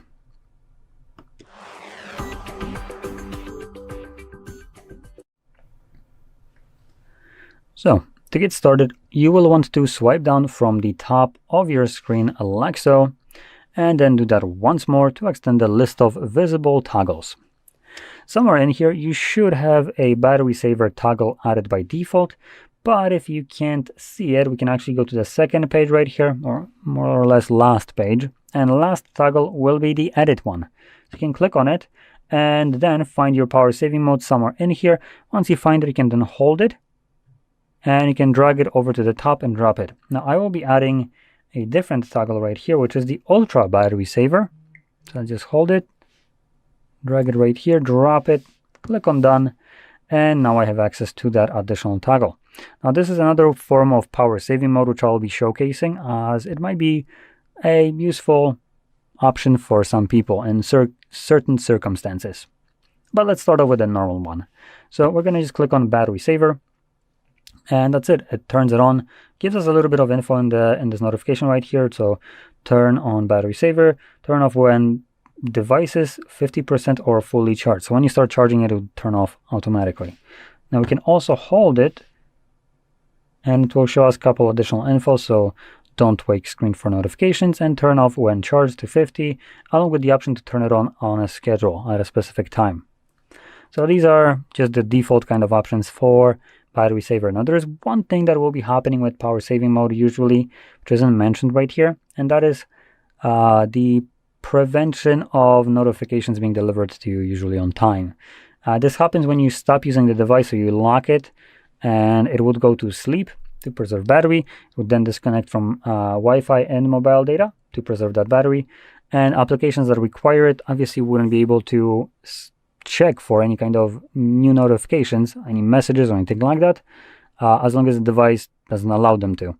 Now there are two options. Usually the device will be reconnecting and allowing these applications to do their job every, I don't know, 10-20 minutes or so. Or alternatively, the worst option, which I don't know which one is being used right here, they just don't, as long as you don't use the device. So when you don't wake it up, it never gets connected to internet, you never get notifications. Now that is the less favorable option, as any application, as long as you're not using the device, is not able to check for new messages and stuff like that. Now I just refer to messages, meaning from applications that require internet connection, things like Facebook messages, Instagram, WhatsApp, and so on. Typical SMS messages will go through normally. So anyway, that's just the normal power saving mode, but we also have the ultra battery saver. So let's first turn, okay, I actually turned it off. So let's turn on the ultra one. There we go. And it's going through a little bit of a procedure, restricting power consuming activity, restricting background activity, switching to dark theme, and what was the other one? I couldn't freaking see because of the stupid pop-up that didn't want to go away, and reduced brightness. So let's do that again, so I can actually read the last freaking option. Any day now, come on.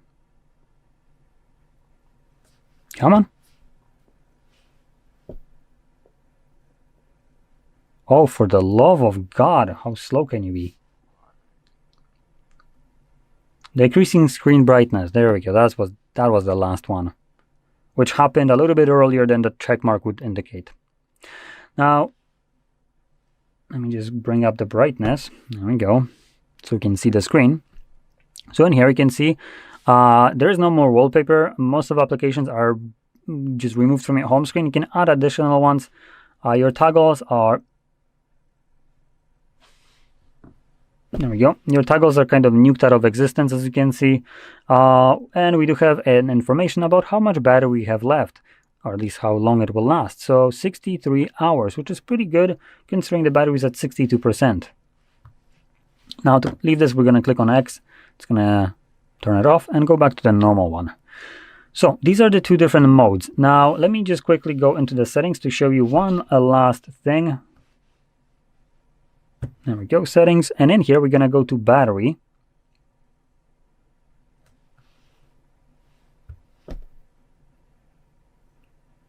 And when you click on the current mode, the drop-down menu, it will show you the remaining battery life for each one of these modes.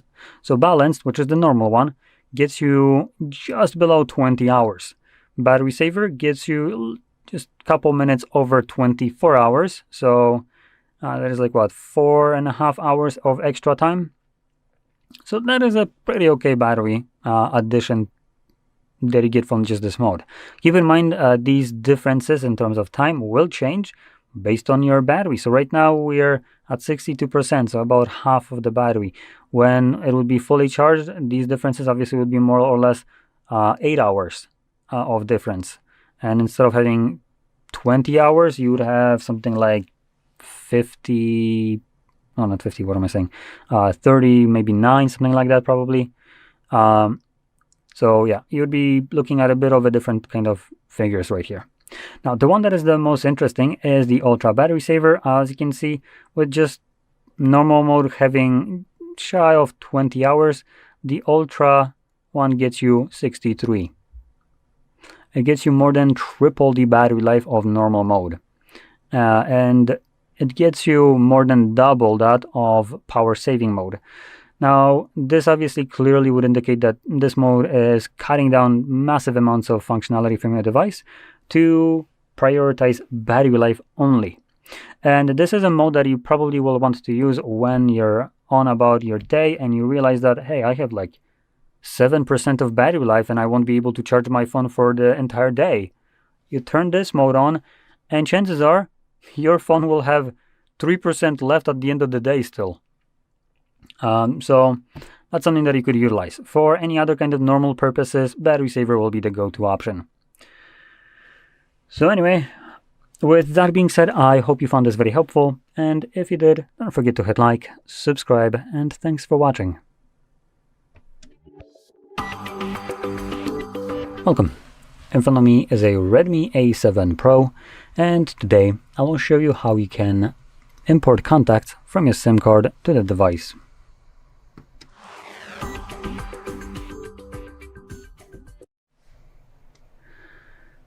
So, to get started, you will want to open up the Contacts application from Google. That's the only application we have right here, unfortunately, and I'll be going over why in a moment, but first thing you get is, oh, well, this crap. So you open up a Contacts application that wants to send you notification. Now, don't be fooled.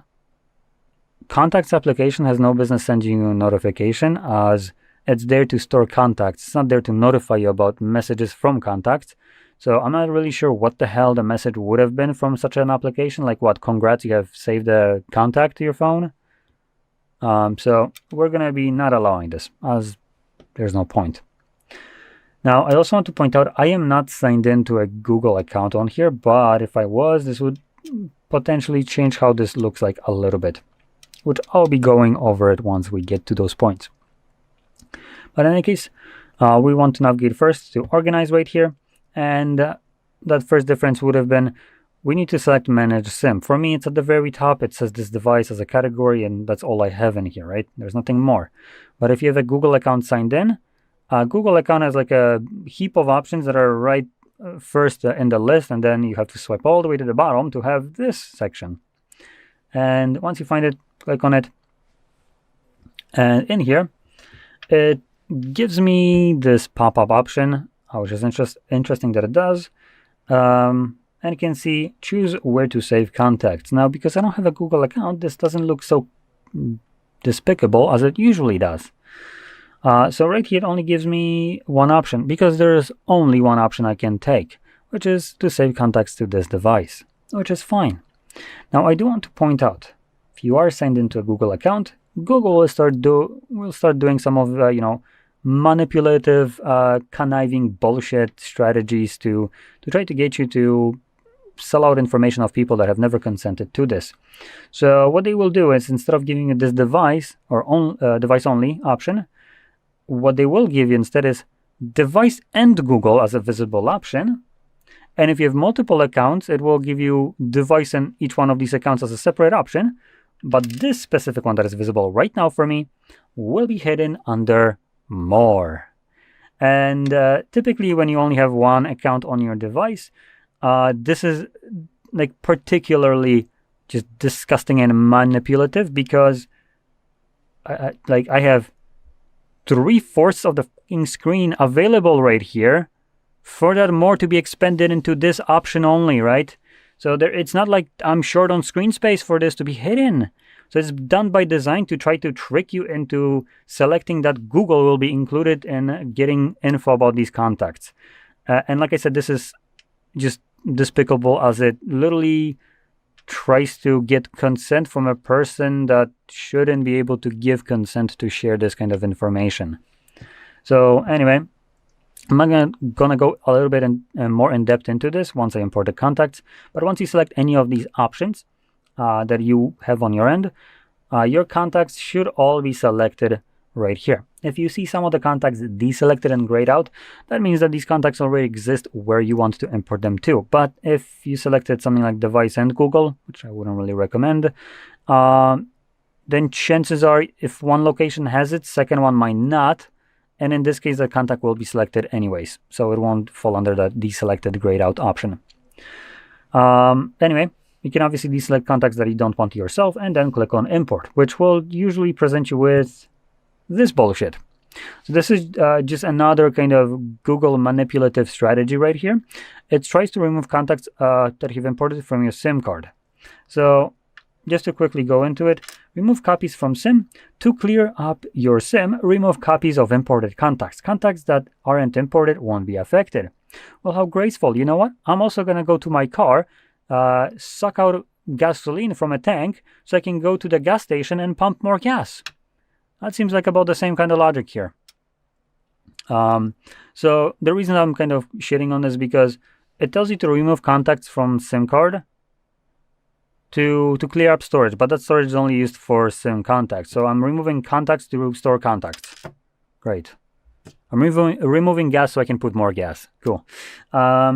So obviously you want to select keep. And like I said, this is a manipulative strategy of Google. They try to get you to remove your contacts from a storage, like a physical storage. A SIM card is a physical storage that you can put into any device and have access to your contacts. By removing those, they will make you later on be more reliant on them, as they will be trying to tell you, oh, to keep your contacts safe because they're only available on your phone, import them to the cloud so you have access to them everywhere. So again, this is just, like I was mentioning, a manipulative strategy. Now, if we go to our contacts list, you should be able to see all those contacts. Now, depending on where you have your contacts on like different storages, and if you have some that show up twice or anything like that, you can click right here where it says all contacts, and for instance choose to show contacts only from I don't know why this isn't showing any contacts. There are clearly 3 contacts on there, right? Or did I by mistake delete them like a dumbass? No, they're here. Okay, so I'm not sure why it's kind of getting a little brain aneurysm right here and not showing these contacts, but I can also select device, and this will only show me the contacts that are on the device. If you also have a Google account, that will be an option in there as well. Now, to go into why I urge you to import contacts to the device and not to the cloud, to skip it altogether, is because when we go to edit these contacts, here are all the informations you can add. So you can add things like contact photo, cover photo, first, last name, company, multiple phone numbers, as you can add more than one, labels, notes, email, birthdays, address where they live, and under others, we have things like nickname, job titles, departments, and so on. So this in itself is usually an useful information to have added in case you want to just make your life easier. If you want to, I don't know, have Joe as a contact and, add his address, you can just, open up Google Maps, type in routes to Joe or something like that, and the application will automatically go to the Google contacts, check Joe as a contact, where he lives, and then plot a route to that location. So it is pretty useful. But also when you import it to the cloud, well, Google now also has this information, and Joe has never consented to this. Joe was never even asked by Google if he wants his information to be sold and stolen by Google, as this is basically what Google is doing. So that's why I recommend skipping Google for this purpose, because the person that these contacts belong to is usually not going to be you. It's going to be your friends, family, which some of them might not want this to be the case. And for people that want to have their contacts available on other devices easily, what you could do potentially instead is download an application that would allow you to create a backup of all your contacts along with every kind of info that is in here. And it would create a file. I think it's called VCF as an extension. And it's basically a contacts backup file.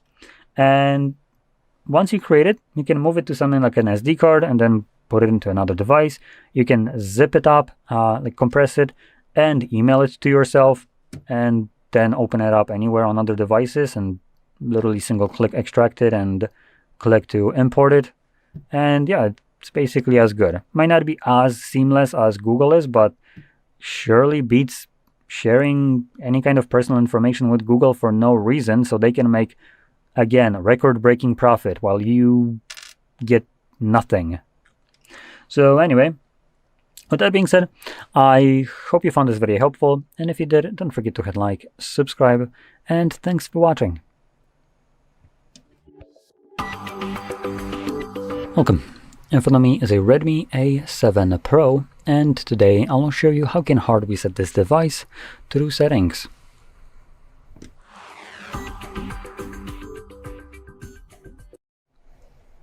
Now, before I get started with the actual resetting, I do want to quickly talk about backing up your device and several different ways you can go about this. So I'm going to touch upon multiple methods just so you can find whichever one suits you most. Now, if you've already backed up your device or you just simply don't care, by all means skip forward by like presumably 7 minutes or so. And at that point, I'm going to get into the actual resetting. But for people interested in backing up, let's get to this. So there's several different ways you can back up your device. There's one best one, which I'm going to show as a last option, but the most common one and probably the easiest one would be done through Google. So let's go into the settings, and then we're going to navigate to, I think it's About Phone. Let's quickly check, and yep. And in About Phone, you will find backup and reset or restore.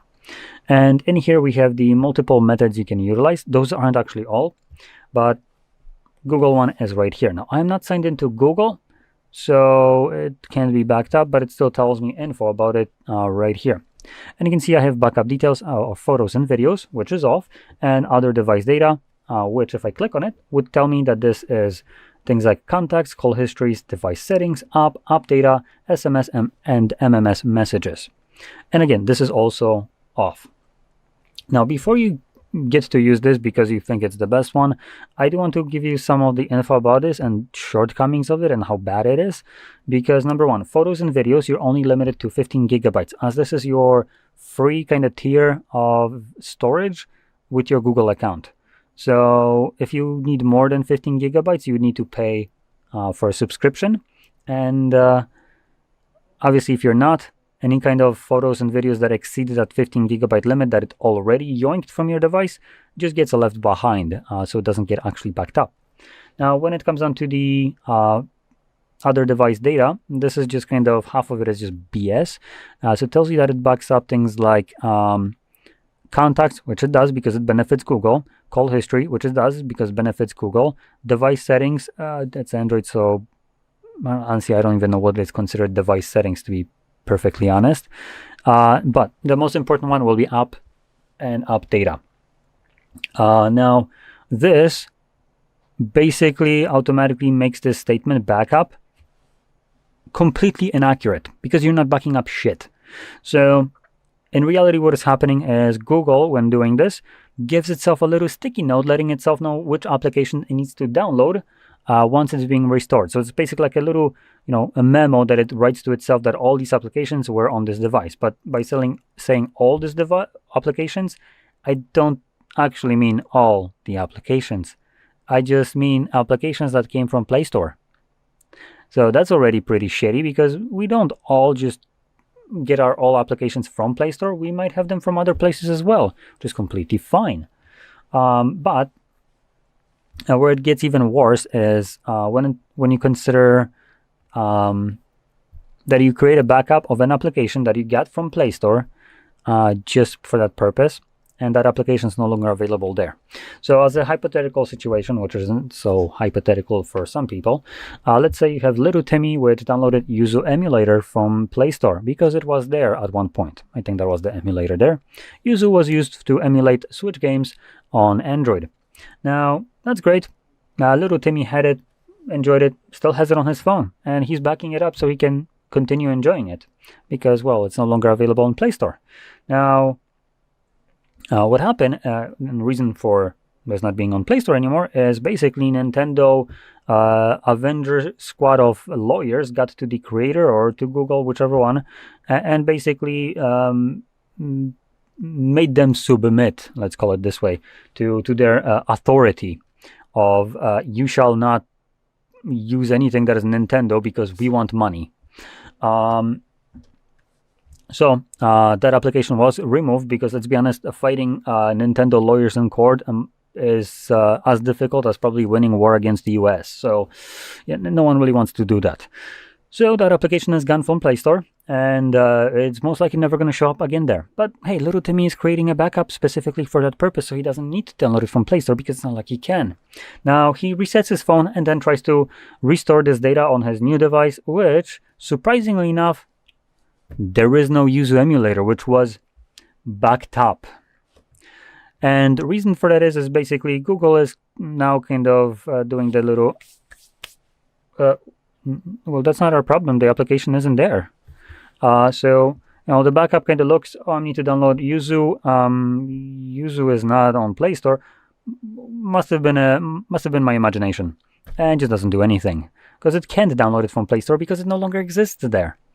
So, like I said, it's awful as a backup, and calling it a backup is also incorrect. So anyway, let's move on to the better options. So we have some that are, I believe all these are limited to Xiaomi devices. So if you're moving to a new Xiaomi or anything like that, these ones will work great for you, and all are valid solution. You have Cloud One. I mean, well, maybe not all. I don't particularly like cloud storage, so I'm just gonna move on from that one. But Local One, you can create a backup to your device or the computer. To the device, you will need to move it from that device later on, but because if you're going to reset your phone, that backup will be removed anyways. And there's one and the best option that you can utilize, and that is going to be the one that is under the system apps right here, and it's called Mi Mover. This application will be utilized for moving data between any Xiaomi devices, that be Redmi or not. And it is the best way to go about it, as it actually allows you to move over all the data, including applications that no longer exist even, as long as they're on your phone, they get moved. This process isn't going to be picky about, oh no, this application didn't come from Play Store. It's just going to do it. It's not going to be bitching about it. Same thing goes for photos and videos. If it's exceeding 15 gigabytes, no problem. This process doesn't have a limit of how much data it can store or move. The only limit will be the amount of storage the other device has. So that will be the best one. But I do want to warn you, this specific program will only be used for other Xiaomi devices. So it's developed by Xiaomi to help you move to their brand and in between their brand, but you won't be able to use this program if you got something like, for instance, a new Samsung device that you want to move to. In this case, you would need to download what Samsung uses as for this kind of purpose, because some of the bigger brands have their own versions of it. They all develop it independently. So to give you some of the different names for basically the same kind of program, because they all do the same thing, but they're limited to their own brand. So number one, you will be downloading application on the phone that you have the data that you want to move to another device, and you're going to be downloading the application of the device that you're moving the data to on the old device. So for moving data to Samsung, you need to download Samsung's version of this application on Xiaomi, which in case of Samsung is called Smart Switch. For Xiaomi, obviously it's Mi Mover. which if you have a Xiaomi, you don't need to download it. It's already baked into your device. Now, other ones, for instance, Motorola, I think, has a Moto Move. Oppo, Realme, Vivo, and OnePlus all have clone phone. Huawei has phone clone. And, well, that's the only ones that I remember. Now, this potentially is also all the ones that I'm aware of to have this kind of application. So if you have other brands like Infinix I don't think has anything like this. So you kind of are out of luck for that. So in any case, you then download any of these applications and use it to move data seamlessly. And you can technically move it back and forth as a backup as well. Just you would need to have each of these phones applications on the other device. But anyway, this one, like I mentioned, will be the best way to go about backing up your device and also migrating, as this is primarily used for migration. So with that out of the way, let's get to the resetting. And to reset your device, you will want to go into About Phone. And in here, you will want to navigate down to Factory Reset. This will present you with a list of data that will be removed by this process, which at this moment, it shouldn't really matter, as our device should have been backed up by now. So I'm just going to select Erase All Data, confirm your PIN. Now, if you have some kind of screen lock, you will need to put it in. So I do have one. There we go. Confirm. Now, the phone will ask me if I want to back up my device here, but this backup is done to the cloud only. I personally don't like the cloud, so I will be completely and always skipping this, but hey, if you care about this, you can utilize it if you haven't done so yet. And we're going to now select Reset. This will begin factory resetting your device, and, or actually, sorry, not yet. Xiaomi has that little 10-second timer right here to let you know that this will erase all data. And after it wastes 10 seconds, it's going to waste 10 more seconds to let you know that, hey, it's going to erase all data. Just make sure your device is backed up because it cannot be undone.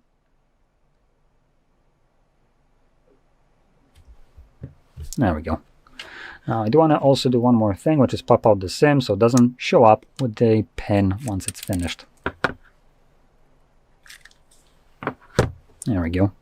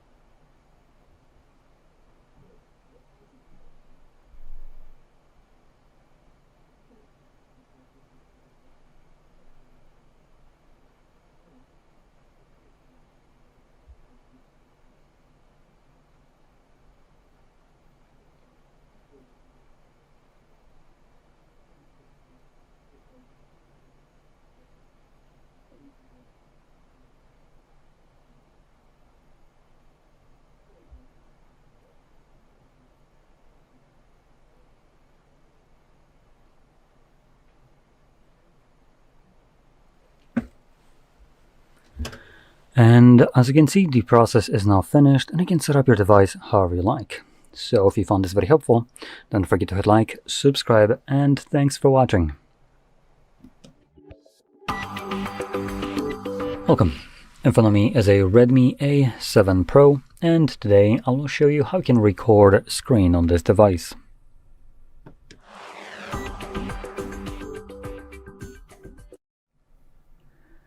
So, to get started, you will first want to swipe down from the top of your screen, and then do that once more to extend the list of visible toggles. Somewhere in here you should have your screen recorder visible. Swipe to another page. Nope. Okay, so I don't see it right here by default, so we can add it definitely by clicking on the edit. And in here below you'll find all the toggles that we can add. Now let's quickly look for that screen recorder. There it is for me. Once you see it, hold it. You will feel a subtle vibration and you can now drag it. So we want to drag it over to the top, somewhere here to that wider area. Click on done and it will stay somewhere here. So now that it's added, we can first time around hold it. This should take us to the settings where we can customize the quality of the recording. And here we have things like resolution, which is already set to the highest one, which isn't actually that high. Next is the video quality at 6 megabits. I'm gonna move it to 8 just because I can. Honestly, for 720p recording, I don't think it's worth going anywhere higher. You can go all the way up to 100 for some moronic reason. That is a massive overkill. I wouldn't be pushing this anywhere further than 16 megabits, as you basically get diminishing returns. Now, with low enough bitrate, you will see some kind of like artifacting, specifically around text. When you have some text, it will look fuzzy. It will kind of blend with the background sometimes and do this weird kind of thing in motion. So if you see that, you can just increase the bitrate. But like I said, after 16 megabits, everything above that for 720p is just diminishing returns. Next, we have the orientation. Now this will be an actual important option right here. So even though you select on auto, you'd think that it's covering you in every kind of scenario, but it actually poses a problem, which I will demonstrate later on the recording. So generally what you will want to do is either use auto and start recording in the orientation that you will have most of your video in. So if you're planning to record game, make sure your phone is already in the landscape mode when you start recording. Or alternatively, you can just select it to be fixed to landscape mode, so then you don't need to really worry about that.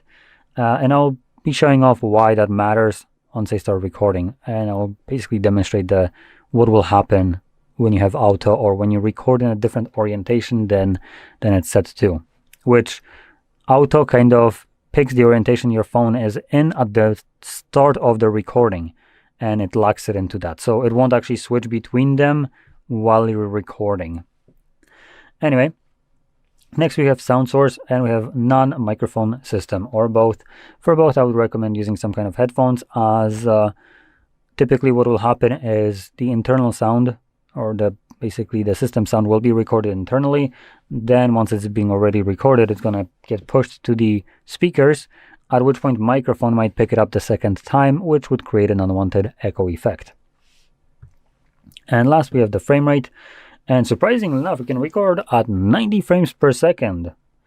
Now I don't really recommend doing so. I'm going to stick with the 60. This will be a good enough option right here. It's one that you want to use specifically if you're planning to share this video somewhere, to like, I don't know, YouTube, Instagram, or whatever.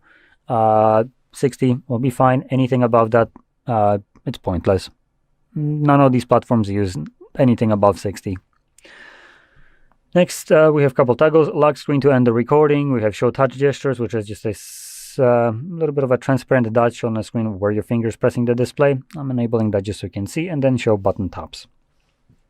Anyway, now that everything is set up, let's find our button once more and simply tap on it. Now it will want to send you notifications. We can just select don't allow.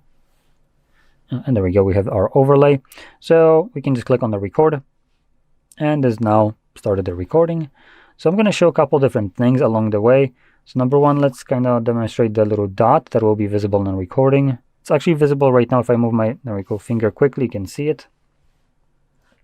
Next, what I want to do is open up browser to show you that landscape portrait kind of the problem that you might encounter.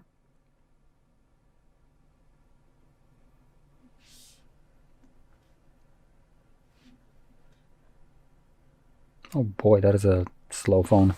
There we go. So right now it's in portrait, obviously. I'm gonna twist it, and now it's in landscape, clearly. So let's go back.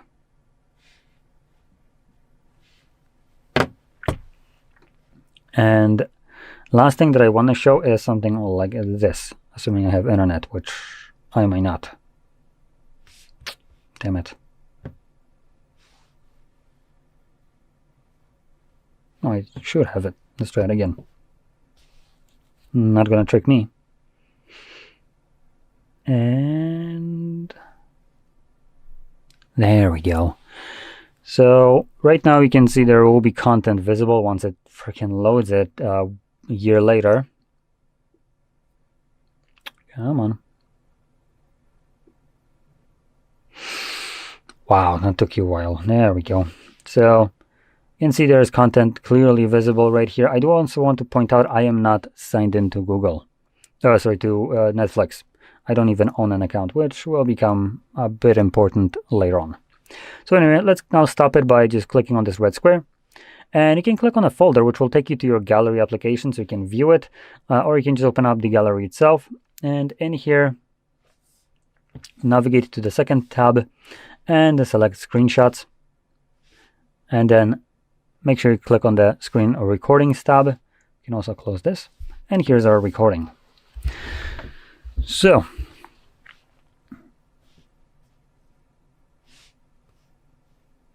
now it's playing. So in terms of quality, okay, I can't zoom in, but it looks fine. You can also see that's where my finger was pressing the display. So anytime you see this weird dot, that's basically where it is. And here's what I'm talking about when it comes down to the orientation that you're going to start in. Because I started in portrait mode, the recording stays in portrait mode. And this will be apparent right now. So what you can see just happen is the recording added black bars on top and bottom. And I can kind of demonstrate this by just doing this.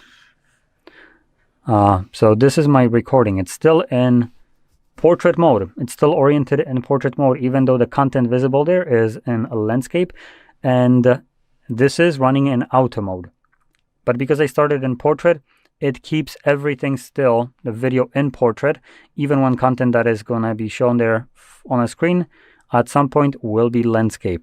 It just kind of twists it to fill in, to be properly positioned on not a landscape mode, but portrait one. So, like I was mentioning, make sure you start recording in the orientation that you will be using for the majority of the video that is important to you.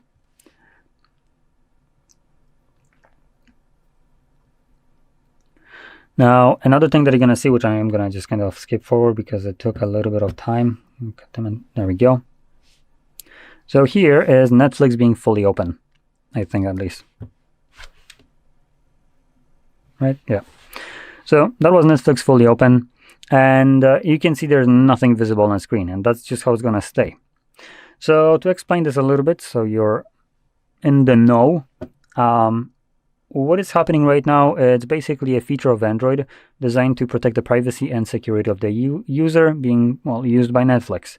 Now, this is most commonly going to be used in bank applications, which, because, well, they do deal with your money, I would say they do have a business to try to protect your money. So if you try to capture screenshots or record screen in bank application, typically you would be blocked, and recordings will present you with a black screen. Screenshot will just be straight up blocked, like it would be demonstrated here if I try to capture a screenshot. So nothing happened, and it will get me probably a pop-up at the bottom. Yep, there we go. So If you ever consider that maybe you have some kind of malware on your phone that is using something like screenshots or screen recordings as a method to try to figure out what your pins or passwords are to your bank, you can imagine how that would be very bad for the security of your bank.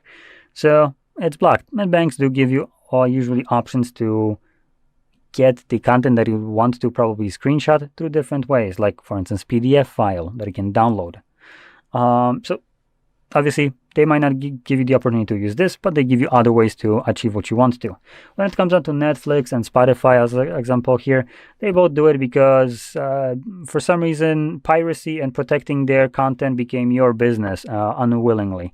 And even though you have never agreed to terms of service or use like I, because I don't even own an account, they decided, you know what, screw you, you don't need to do that. We're just going to take that liberty for you and not ask you, because we already know you want to protect this. And you know what, I don't. So you can go yourself, because I'm going to be showing you ways how you can circumvent this bullshit. Because I do consider this to be an absolute bullshit, especially when you're paying for content. You're in your damn right to capture whatever the shit you want. It's not illegal and it's not piracy for you to record videos or capture screenshots of shows or movies that you're watching on whatever platform you're using for that streaming. What it is illegal is sharing that content. But it's also not necessarily true, because screenshots don't really fall under that, and screen recordings have this kind of idea of the law gives you the ability to share something like that if it's considered as fair use. And fair use allows you to use a footage of up to, like, I don't know, 30 seconds or something along those lines. You need to check it. But still, even if you capture it, you should be able to share it without it being considered even piracy. So anyway, to kind of go about around this, we're just going to open up our browser. Now, previously in videos like this, I was showing a specific website, but unfortunately that website has been taken down, potentially because I was showing it, or it could have been just a coincidence. Now, whichever it is, it doesn't really matter, because if I will show you different websites, which there is ample amounts of, by the time you're watching this video, that site might no longer be available. So instead, nowadays, I'm going to be just teaching you how to find this website or all these websites yourself. You know, the logic of teach a man to fish to feed him for life instead of, giving you that fish. So what we're going to do is search for something like, for instance, pstream.mov alternative. There we go. And you want to disregard any kind of AI overviews right here. These are awful. What you're usually going to be interested in is searching for Reddit specifically. Reddit threads will be the ones that give you actual valid information, ones that you actually are looking for. And I'm using this site that I was showing before on videos that is no longer available. Now, site might not be available, but info behind it still is. So that's pretty good. And depending on how you search for it, you can obviously use other things. For instance, I don't know, free versions of Hulu or something like that, or HBO or Netflix, whatever you want.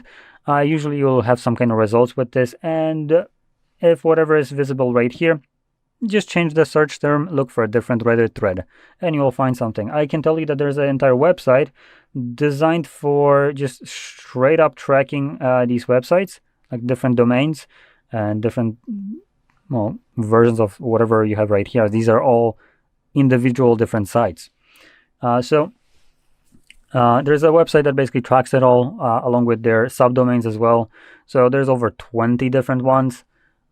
Pick whichever one works best for you, as none of them, or not all of them, are the same. So some of them will have annoying, and I mean like very annoying ads. When you click on the screen and there is an ad on a new page, so you need to close that tab, go back to the new one, and again make the same action to actually make it happen. But then the moment you click it again, it does the same thing. Oh, there is a new ad. Obviously, you want to stay away from these. But anything else, once you find one that works great for you, just stick with it. And because this will be allowing you to capture or open up any kind of content like videos, movies, shows from different streaming platforms through the browser. Browser doesn't block screenshots and screen recordings. Browser allows you to capture screenshots and record screen normally, as you can see, without any kind of problem. So whatever website you open on it won't be prohibiting you from doing this. So therefore you can open up any kind of show or movie that you wanted to maybe record a snippet of so you can share it as a meme with your friends or whatever, and you're good to go. And again, if you're paying for this content, it's your damn right. There is no reason for company to be preventing you from doing that, and protecting them from piracy is not your damn job. You're not getting paid for that. You're actually paying them so they can piss off. It's your device, not theirs.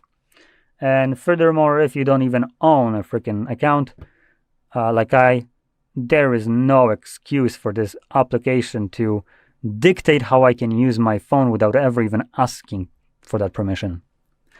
So anyway, with that being said, I hope you found this very helpful, and if you did, don't forget to hit like, subscribe, and thanks for watching.